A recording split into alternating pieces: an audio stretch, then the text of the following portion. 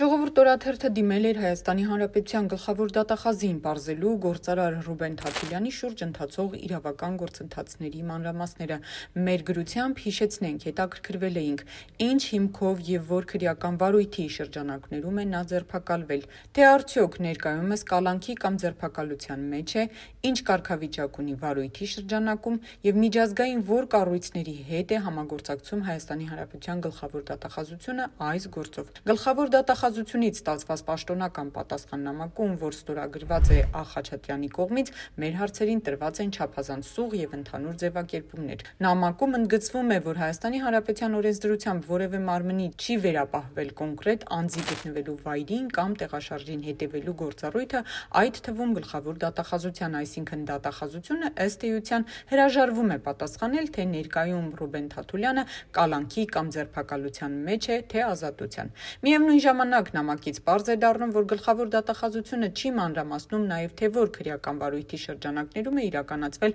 գործարարի ձերբակալությունը եւ ինչ կարգավիճակ ունի նա տվյալ վարույթում։ Չկան կոնկրետ տվյալներ նաև այս մասին, թե ինչպիսի համագործակցություն կամ փոխգործակցություն կա միջազգային կառույցների հետ Թաթուլյանի գործի համատեքստում, այդ հարցերի պատասխանները պարզապես շրջանցված են։ Այսպիսով գլխավոր դատախազության պատասխանից հետո էլ շարունակում են անպատասխան մնալ թե Ռուբեն Թաթուլյանի ձերբակալման հիմքերի, թե նրա ներկայիս իրավական կարգավիճակի, թե միջազգային մակարդակով ընթացող հնարավոր գործընթացների վերաբերյալ մեր հարցերը։